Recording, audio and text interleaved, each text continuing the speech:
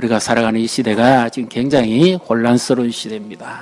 곳곳에 전쟁이 일어나고 지진과 기근이 있고 경제적 침체가 있고 많은 어려움이 있습니다. 그런데 우리가 살아가는 현실적인 것도 그렇지만 그보다 더 심각한 것은 영적인 혼란함입니다. 자유주의 사상, 그리고 종교다원주의, 그리고 믿는다 하면서도 믿음의 색깔이 조금씩 다릅니다. 그래서 교회가 많이 어지럽습니다. 코로나 이후에 더 많이 제각기 자기 신앙을 가지고 있습니다. 이제 말씀이 원하는 신앙보다는 자기가 원하는 신앙의 색채를 가지고 주장합니다. 그러니까 더 혼란스럽습니다. 우리는 바른 예배를 회복하고 살아계신 주님을 만나고 그리고 그 주님과 동행하는 것이 최고의 축복인 줄 믿으시기를 바랍니다. 이분도 한때는 자기 어머니가 자기가 10살 때 심각한 질병에 걸렸습니다. 그래서 굿도 하고 다 해봤지만 못 고쳤어요. 그러다가 이사이 그 어머니가 교회 가고 싶다는 말을 해서 그리고 10살 때부터 교회 나가기 시작해서 하나님의 은총을 많이 경험했습니다. 그런데 그의 삶에 반전이 일어납니다. 한 여인의 위대한 반전이죠. 그 삶에 무엇이 있습니까? 한번 따라해 보십시오. 오직 예수밖에 없네. 아까 우리가 찬송했죠. 예수는 나의 힘이요 내 생명이시니 구주 예수 떠나 살면 절망과 좌절밖에 없습니다. 오늘 부활하신 예수님께서 제자들에게 찾아오시죠. 두려움과 공포에 가득 질려가지고 문을 콕콕 닫고 있습니다. 왜? 예수님도 십자가에 못 박아 죽인 로마 군인들이 그리고 유대 대제사장 무리가 언제든지 그들을 잡으러 올 수 있다고 생각했기 때문에 너무너무 두렵고 불안해서 견디지를 못합니다. 전부 이렇게 쪼그려 앉아가지고 막 혹시라도 발자국 소리만 들리면 잡으러 오는가 싶어서 막 오금을 저리고 있는 그런 힘든 때입니다. 그때에 예수님이 그들 가운데 나타나십니다. 문을 다 닫았는데 예수님이 갑자기 그들 위해 나타납니다. 오늘 우리가 예배하는 이 시간에 주님이 오신다. 믿습니까? 네, 우리 가운데 그분이 함께 하십니다.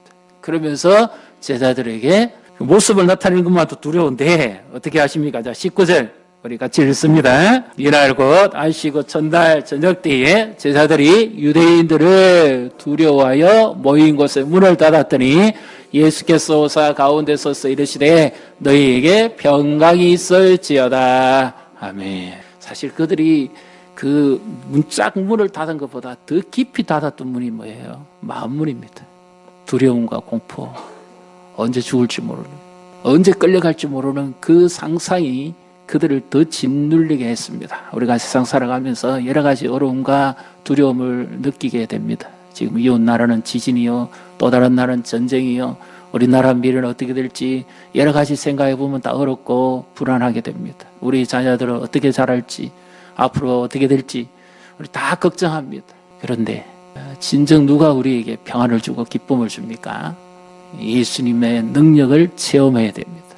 정말 예수님 버리고 떠나가면 모든 것이 헛되고 아무것도 이루어지는 게 없습니다. 그런데 자신을 내려놓고 겸손히 주님 앞에 돌아왔을 때 주께서 그의 삶을 회복시키죠. 반전시키죠. 우리 스포츠 경기에서 가장 짜릿한 드라마는 뭡니까? 패자 부활전에 올라가가지고 우승하는 팀입니다. 그냥 간단하게 한 번 뒤집기 하는 거는 기술적인 거고 정말 기대도 안 했는데 이 예수님의 제자들은 이 갈릴리 어부 출신들이고 뭐 특별하게 그 당시에 이름 난 사람 별로 없습니다. 제일 뛰어난 사람이 가룟유다고. 그런데 이들이 세상을 변화시키는 사람들입니다. 주님은 한 번 사랑하시면 끝까지 사랑하시는 줄 믿으시기를 바랍니다. 옆에 분 보시고 축복하십시다. 예수님은 나를 한 번 사랑하시면 끝까지 사랑하십니다. 버리지 않습니다. 떠나가지 않습니다. 그래서 아무도 오지 못하는 그곳에 주님이 오신 겁니다. 왜? 내가 사랑한다는 증거를 나타내 주셔야 되니까. 그래서 너희에게 평강이 있을지어다 그럽니다. 이 평강은 기쁨하고 같은 의미이긴 한데요. 고난을 이길 수 있는 능력입니다. 두려워 벌벌벌 떨고 있는 그들에게 살아계신 예수님이 그들 가운데 나타나셔서 평강을 주시는 겁니다. 내가 세상을 이겼노라. 담대하라. 내가 너희에게 주는 평안을 세상이 줄 수도 없고 알 수도 없는 것이다. 나의 평안을 곧 너희에게 끼치노니 너희는 담대하라 그러죠. 기쁨입니다. 환난 중에 있는 성도가 이길 수 있는 힘은 바로 주님이 주시는 평강입니다. 주님을 만날 때 우리에게 주시는 평강입니다. 감옥 속에 있는 사도 바울도 그 두려움과 공포를 이길 수 있었던 것은 평강이었습니다. 주의 평강이 함께 하시기. 우리 가정이 평안하고 자녀들이 평안하고 교회가 평안하고 나라가 평안한 것은 그분이 살아계신 분이기 때문입니다. 믿습니까? 우리는 종교 의식을 향하는 자가 아닙니다. 그분은 평강이, 우리가 예배 가운데도 주님을 만나면 우리 안에 평안이 임합니다. 두려움이 사라지고 어둠이 사라지고 기쁨이 임하고 평강이 임합니다. 믿습니까? 이 평강은 실제입니다. 내 삶을 변화시키는 거예요. 우울한 사람이 제일 빨리 치료되는 게 뭐예요? 평강을 경험하면 치료됩니다. 막달라 마리아는 7 귀신 들렸다가 학문적 저서를 보면 여인인데도 대낮에도 그냥 옷 벗고 다니고 막 그렇게 제정신이 아니었다 그럽니다. 근데 예수님 만나서 고침받았어요. 삶이 참사리로 바뀌었죠. 그리고 예수님 십자가 못 박히는 자리에도 따라갔다가 안식 후 첫날, 우리는 지금 주일이잖아요. 제일 먼저 예수님을 사모해서 무덤가에 가서 금요일 안식이 되기 전에 시체의 향료를 다 못 넣어드렸던 것이 너무 마음이 아파서 갔다가 거기서 부활하신 예수님을 만납니다. 예수님을 그만큼 사랑했기 때문이죠. 그러니까 그 예수님 만난 순간에 그의 슬픔과 절망이 사라집니다. 주님이 주시는 평강을 경험하기 때문에. 세상이 아무리 어지럽고 혼란스러워도 주님을 만나는 순간 우리 안에는 기쁨이 있고 평안이 있는 줄 믿으시기를 바랍니다. 그래서 주님이 나의 평안이라고 그래요. 세상적 평안은 환경적인, 아까 그 송찬 집사가 간증했지요. 돈 많으면 주어지는 평안, 일 잘 되면 주어지는 평안, 조건적인 평안입니다. 그건 세상의 평안을 말하는 것이죠. 그러나 주님이 주시는 평안은 그 평안이 아니고 사람을 바꿀 수 있는 평안입니다. 절망에 빠진 사람을 완전히 반전시켜서 능력 있는 사람으로 살아가게 하는 평안, 바로 이 평안은 주님이 살아계시기 때문에 우리에게 주시는 줄 믿으시기를 바랍니다. 옆에 분 보시고 축복하십시오. 주님은 살아계십니다. 제가 왜 자꾸 살아계시다 이 표현을 자주 할까요? 아까 우리 찬양대 찬양도 살아계신 주, 찬송할 때도 살아계신 주. 부활절은 기독교 절기에서 한 분밖에 없어요. 그러나 주님은 살아계십니다. 자꾸 부활과 연결시키지 마시고 주님은 살아계신 분이에요. 내 삶 속에 그분이 살아계셔야 돼요. 그분이 우리 집을 다스리고 그분이 우리의 자녀를 보호하고 그분이 우리와 함께 해줄 때만 평안함이 있습니다. 두려움과 좌절과 우울함과 공포에 짓눌린 그들에게 주님이 오셔서 위로서부터 내리는 평안을 부으시는 거죠. 주님을 만나면 평안입니다. 공포와 두려움에 빠져있는 자를 기뻐하고 즐거워하게 반전시킵니다. 실제적인 평안을 누리게 합니다. 우리도 주의 말씀을 의지하고 지금도 살아계신 주님을 만나면서 내 마음에 이 예배 시간에도 평안이 임하고 염려가 떠나가고 좌절이 사라지고 절망이 물러가고 어둠이 떠나가고 진정한 기쁨과 감격이 회복되기를 주님의 이름으로 축복합니다. 20절, 21절을 우리 같이 읽습니다. 이 말씀을 하시고 손과 옆구리를 보이시니 제자들이 주를 보고 기뻐하더라. 예수께 또 이르시되 너희에게 평강이 있을지어다. 아버지께서 나를 보내신 것 같이 나도 너희를 보내노라. 아멘. 지금 이 제자들은 꼼짝도 못하고 갇혀 삽니다.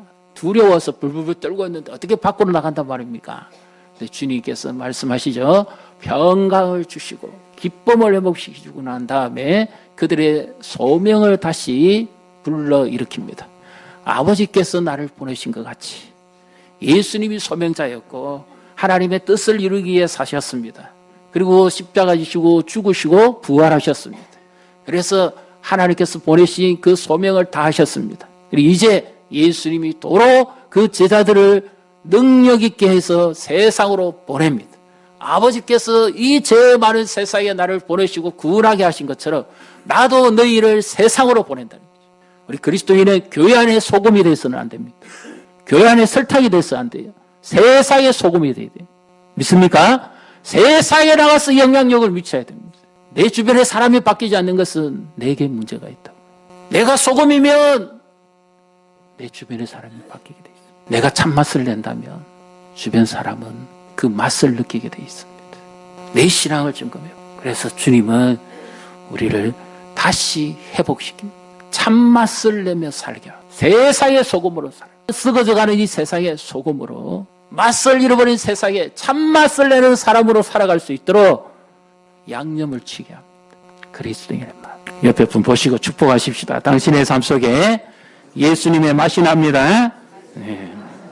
모습 속에서 예수의 맛이 나야 되고요. 언어 속에서, 말씨 속에서 예수의 맛이 나야 됩니다. 무엇으로 변화된 줄 알겠습니까? 제일 먼저는 언어에 변하고 그 다음에 행동에 변합니다. 아, 저 사람은 변했다. 예전에는 안 그랬는데 왜 저렇게 변화됐을까? 그 이유가 뭘까? 예전에 나와 똑같았는데 궁금증이 땡겨야 됩니다. 무엇이 저 사람을 저렇게 바꿨을까? 그래서 답은 예수에게서 찾아야 됩니다. 아, 저 사람은 예수 믿는 사람이구나. 예수의 사람이구나. 그래서 예수의 맛이 나는 거고. 그 맛에 점점 끌려야 됩니다. 예수의 향이 나와야 됩니다. 썩은 냄새, 악취, 더러운 것을 다 집어삼키는 생명이 있는 향기가 나야 됩니다. 그래서 세상을 변화시킵니다. 나는 우울해서 지금 죽겠는데, 살고 싶은 마음이 없는데 저 사람은 뭐 저렇게 기분이 좋아가지고 웃는지 주님이 주시는 기쁨으로 우리 얼굴이 전도지가 되어야 됩니다. 우리의 말씨 속에서 예수의 생명이 나타나야 됩니다. 저 사람은 어떻게 저렇게 살 수 있을까? 매력이 느껴져야 됩니다. 그래서 가정이 변하고 자녀가 변하고 사회가 변하고 나라가 변합니다. 이 소명은 무엇입니까? 복음을 전하는 거죠. 우리가 어떻게 죄를 사합니까? 죄를 사하실 분은 오직 하나님 한 분밖에 없습니다. 그런데 어떻게 죄를 사합니까? 내가 죄인됨을 고백할 때 죄가 사해집니다. 1차적으로는 예수님을 구주로 영접할 때, 우리 지난주에 행복나눔 축제에 함께 오신 분들이 내가 죄인됨을 고백하고 예수를 구주로 믿고 믿음으로 살겠다고 했을 때 모든 죄를 사함 받습니다. 복음이 전파되어지는 곳에 죄사함의 권세가 나타납니다. 귀신이 떠나갑니다. 매인 것이 풀립니다. 죽을 사람이 살아납니다. 모든 죄의 속박이 끊어집니다. 예수님이 죄와 사망의 권세를 이기고 승리하셨기 때문입니다. 믿습니까? 그래서 복음이 전파되어지는 곳에 사람을 변화시키는 능력이 있습니다. 옛날에 우리 그랬잖아요. 예수 안 믿는 집안에, 예수 믿으면 처음에 집안에 여러 가지 일들이 일어나지만 끝내 뭐예요? 그분의 믿음이 생명력이 있기 때문에, 예수님이 함께하기 때문에 그 가정이 변합니다. 남편이 회개하고 돌아옵니다. 자녀들이 돌아옵니다. 시어머니, 시아버지 돌아옵니다. 왜 그렇습니까? 그 믿음이 참되기 때문입니다. 복음이 들어가면 집안이 바뀝니다. 우리나라 그 일제강점기 때 영적으로 암흑하고 답답했을 때, 정말 젊은이들이 소망이 없을 때 복음이 들어왔죠. 나라가 바뀌었습니다. 하나님의 빛이 임했습니다. 영광이 임했습니다.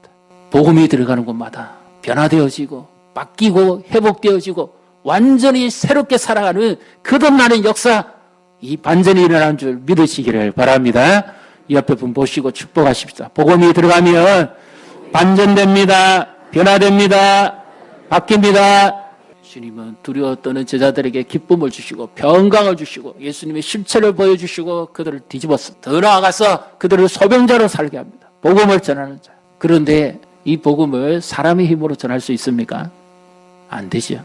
불가능합니다. 말 잘한다고 예수 믿습니까? 아니, 그럼 아나운서들은 말을 얼마나 잘합니까?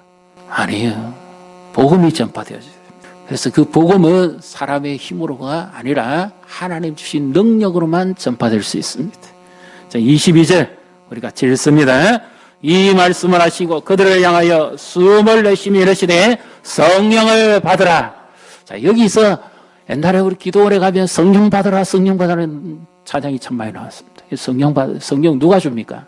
목사가 줍니까? 기도원 원장이 줍니까? 불의 사자가 줍니까? 성령 누가 주시죠?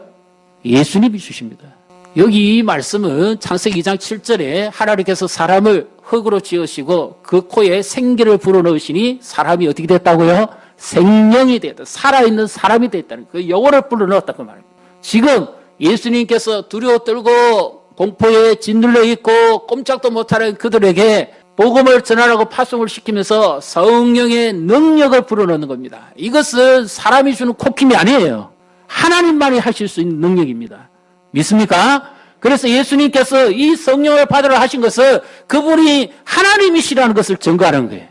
사람이 성령 받으라 할 수 없습니다. 성령은 인격입니다. 그분 자체의 인격이에요. 그리고 하나님이세요. 성령 인격이 아니면 우리는 그냥 에너지에 끌려 사는 겁니다. 체면에 끌려 사는 거예요. 성령의 인격이시기 때문에 우리 가운데 임하시는 거예요. 예배 가운데. 성령의 인격이시기 때문에 나를 평안하게 하고 내 삶을 바꿀 수 있는 겁니다. 저희 은사님이고요. 고려신학대학원에 성령론 가르치는 분이 있습니다. 성령의 권능이 너에게 임하시면라는 책이 있는데 한국 교회에서 가장 혼란한 것이 성령론입니다. 종교 다원주의보다 더 심각한 것이 성령론이에요. 내가 체험한 것만 주장하거든요. 이 성령론을 제대로 정립한 분입니다. 모든 학자들과 목사들이 다 이분의 성령론을 존경합니다. 관심 있으면 한번 보십시오. 무엇이 다른지. 그래서 성령이 인격이시기 때문에 예배 가운데 임하시는 겁니다. 우리가 주님을 사모할 수 있는 것도 그분의 인격이시기 때문에. 그래서 그분을 사모하는 자에게 은혜를 베푸시기 바랍니다. 성령은 내가 다 받았다고 생각하면 안 됩니다. 큰일 납니다. 성령은 하나님이시대. 그분이 나를 다스려야 되죠. 그것이 성령 충만한 거죠. 이 제자들은 입도 못 띄고 마음이 두려워서 밖에 나가지도 못하고 오금절이 가지고 쪼그라 앉아있는 이들을 어떻게 변화시킵니까? 예수님을 만나는 순간 기쁨이 있고 즐거움이 있습니다. 이게 실체죠. 그리고 복음으로 재무장하게 해주시고 성령의 능력을 덧입혀 주십니다. 위로스부터 덧입혀 주십니다. 그래서 그들이 재무장됩니다. 그리고 담대히 나가서 예수는 그리스도라고 복음을 전합니다. 성령의 역사. 그래서 우리도 사모해야 됩니다. 예배를 위해서 사모해야 됩니다. 기도하셔야 됩니다. 아까 송찬 집사 그랬지요. 예배를 위해서 미리 사모하고 기도해라는 거예요. 예배는 주님과 나와의 인격적 만남입니다. 제각기 받는 은혜가 다 다릅니다. 여기서 주님께서 한 가지 원리를 지금 말씀합니다. 제일 먼저 그들에게 주시는 원리가 나오죠. 그들의 마음을 바꾸고요. 그 다음에 말씀을 가르칩니다. 말씀을 풀어서 재무장시킵니다. 그리고 성령의 능력을 부으시죠. 이 순서가 뒤집어지면 안 돼. 말씀이 먼저 있고 성령이 임하셔야 돼. 주관적인 체험만 강조하는 것은 위험한 신앙입니다. 언제든지 말씀이 먼저 임해야 됩니다. 기도하는 것도 기도만 해서 안 됩니다. 말씀을 읽고 그 말씀을 의지해서 기도해야 됩니다. 그분이 인격이니까요. 예배에 먼저 오셔서 먼저 기도하시고 그리고 말씀을 읽으십시오. 이야기는 저쪽 밑에서 하시고 예배당에 오시면 여기서는 하나님의 임재가 사모되어야 되는 것입니다. 차도 밑에서 드시고 이야기도 거기서 하시고 나중에 못한 이야기는 식사 마치고 난 다음에 하시고 여기서는 하나님 앞에 오늘 내게 주실 은혜를 위해서 기도하고 말씀을 보는 그런 구별된 장소가 되어야 됩니다. 그리고 목장 모임 하실 때도 이제 이것을 한번 개설해 보십시오. 말씀 읽기 톡방을 한번 개설해 보십시오. 목장별로. 말씀 나누기가 어렵고 힘드신 분들은 성경을 계속해서 한 주 동안 이어가면서 읽으시는 톡을 개설해 보십시오. 나 혼자 읽으라면 재미없어서 도중에 포기해 버립니다. 그런데 이어가서 읽으면 책임감 있게 끝까지 읽을 수 있습니다. 그래서 우리 교회가 1년에 성경을 한 100독을 하면 될까요? 목표를 한번 정해놓읍시다. 각 목장별로 말씀 톡방을 연결해가지고 한 사람씩 이거는 누구나 다 읽을 수 있잖아요. 말씀을 사랑해야 돼요. 목자들께서는 성경 톡방을 개설해가지고 한 사람씩 성경을 계속 읽도록 하십시오. 1년에 성경을 모두 같이 동참할 수 있도록. 쉬는 시간 나시면 말씀을 읽으십시오. 말씀이 인격이고 말씀이 하나님입니다. 그 말씀이 나를 이끌어가야 됩니다. 그 어떤 것보다도 더 놀라운 능력을 말씀 안에서 나타납니다. 예수님은 말씀하신 대로 죽으시고 말씀하신 대로 부활하셨습니다. 말씀을 가까이 하는 신앙이 참된 신앙입니다. 말씀을 읽으십시오. 말씀을 묵상하십시오. 그리고 이 살아계신 주님을 내가 만나는 것은 단순한 내 감정이나 체험만이 아닙니다. 실제로 우리 여기서 한 가지 이 의심을 풀어야 됩니다. 도마가 여기에 대해서 아주 정확하게 우리에게 보여주는 말씀이 있지요. 자, 24절, 25절을 우리 같이 읽습니다. 12 제자 중에 하나로서 디두모라 불리는 도마는 예수께서 오셨을 때 함께 있지 아니한지라 다른 제자들이 그에게 이르되 우리가 주를 보았노라 하니 도마가 이르되 내가 그의 손에 못자국을 보며 내 손가락을 그 못자국에 넣으며 내 손을 그 옆구리에 넣어 보지 않고는 믿지 아니하겠노라 하니라. 아멘. 이 도마가 누굽니까? 오늘 우리를 가장 대표적으로 보여주는 사람입니다. 제일 의심 많이 할 수 있습니다. 왜? 아까 송찬희 집사가 그랬죠. 주시면 계신 것 같고 안 주시면 안 계신 것 같고 내가 옆구리에 넣어보고 만져보면 계신 것 같고 안 넣어보고 없으면 안 계신 것 같고 내 삶을 가장 대표로 잘 보여주잖아요. 내 기도에 응답해 주시면 계신 것 같고, 내 기도에 응답 안 하시거나 드디어 하시면 안 계신 것 같고, 이 의심을 어떻게 이깁니까? 체험으로 이깁니까? 말씀으로 이겨요. 한번 따라해 보실래요? 옛날에 우리 간첩 신고할 때 그 표 기억하십니까? 어렸을 때. 혹시 이 구호가 생각나세요? 의심 나면 다시 보고, 수상하면 신고하자. 한번 따라해 보십시오. 이걸 의심 나면 말씀 읽고, 수상하면 기도하자. 의심나면, 하나님의 사랑이 의심나면 체험으로 안 됩니다. 말씀을 읽으셔야 돼요. 요한복음 11장에 나사로, 예수님이 그렇게 사랑하는 나사로도 죽었습니다. 마리아와 마르다가 예수님 오시를 기별했지만 빨리 안 오십니다. 얼마나 속이 탈까요? 오빠가 죽고 난 다음에 왔습니다. 하나님의 사랑이 의심스러울 수밖에 없죠. 예수님 그러시면 안 되죠. 근데 예수님 뭐라고 하십니까? 네가 내 말을 믿으면 영광을 보리라 하지 않느냐. 하나님의 사랑이 의심되거나 기도가 드디어 응답된다고 해서 실망하신다면 말씀을 읽으십시오. 나와 똑같은 사람이 그 말씀 안에 있습니다. 그리고 하나님께서 어떻게 그를 만나주셨는지, 어떻게 회복시켰는지 그 말씀을 찾으셔야 돼요. 내 마음이 우울하고 두렵고 답답하고 짓눌린 것 같으면, 마귀의 역사가 있다면 기도하셔야 돼요. 성령의 능력을 덧입어야 됩니다. 의심하면 말씀 읽고, 수상하면 기도하셔야 돼요. 이것을 하지 않으면 어둠에 끌려갑니다. 돈에 눈 가리십니다. 인기에 눈 가리십니다. 명예에 눈 가리십니다. 내가 어디로 가는지 모릅니다. 내게 주시면 계신 것 같고, 안 주시면 안 계신 것 같고, 그리스도인은 이 단계를 뛰어넘어야 됩니다.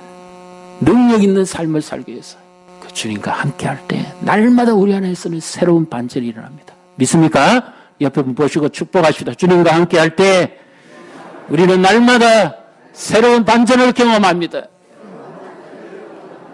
교회에 오시기 전에 답답했던 마음이 예배드리는 중에 기쁨이 있고 감사가 있고 즐거움이 있고 제사함의 요청이 있습니다. 기도할 때 낭만했던 마음이 바뀝니다. 소망을 가지게 됩니다. 말씀을 읽을 때 내 인생의 길이 보이기 시작합니다. 제자들에게만 오신 것이 아니고 도마에게만 오신 것이 아니라 내 안에 도마도 있습니다. 말씀의 떡을 먹고 성령의 능력을 덧입어야 능력 있는 전도자가 될 수 있습니다. 지난주에 우리 행복나눔 축제 은혜 가운데 마쳤죠. 하나님은 정확하게 아십니다. 우리가 어떻게 기도했죠? 이 양산 땅에 이사 온 사람 중에, 그 가족 중에 그 영혼을 놓고 기도하는 분이 반드시 그가 전도되어지기를 원하는 분이 있을 텐데 그분의 기도를 들으십니다. 우리의 가족도 마찬가지입니다. 타지에 있거나 타국에 있거나 가족 구원이 소원이고 열매 맺기를 원하시는 분, 주님은 살아계시기 때문에 다 들으십니다. 낭망하지 마시고요. 지난주 한번 모시고 온 것으로 끝내지 말고 교회로 연결돼야 됩니다. 예배로 연결돼야 신앙이 제대로 됩니다. 예수를 따라가지 않으면서 천국 갈 수 있다, 이것은 아니에요. 우리가 복음을 전하는 것은 그가 거듭나기를 바라는 것이고 예수를 지속적으로 믿고 따라가기를 바라는 거지 한번 이벤트가 아닙니다. 어느 날 예수를 믿고 따라가지도 않으면서 천국 가려고 하는 사람들이 너무 많습니다. 이거 잘못된 거예요. 잘못된 신앙입니다. 종교다원주의. 아까 송찬 씨도 그랬잖아요. 50년, 60년 교회만 다닌다고 천국 갈 수 있다고. 아닙니다. 예수님을 믿고 가야지. 내 자녀는 정말 예수님 따라가고 있습니까? 정말 예수입니까? 오직 예수입니까? 심각하게 생각해야 됩니다. 정말 그들의 삶 속에서 예수가 나타나는지, 예수의 맛이 있는지, 예수의 향기가 나는지 정말 점검하셔야 됩니다. 교회 안에 설탕이 절대 천국 못 갑니다. 주님 우리를 세상으로 보냈습니다. 이 복음을 전하라고, 세상을 변화시키라고. 그래서 우리는 우리 힘으로는 안 됩니다. 위로서부터 능력을 덧입어야 돼요. 말씀으로 덧입고, 은혜로 덧입고, 성령의 능력으로 덧입을 때 우리는 날마다 반전을 경험하고 능력 있는 삶을 살아갈 수 있을 줄 믿으시기를 주님의 이름으로 축복합니다.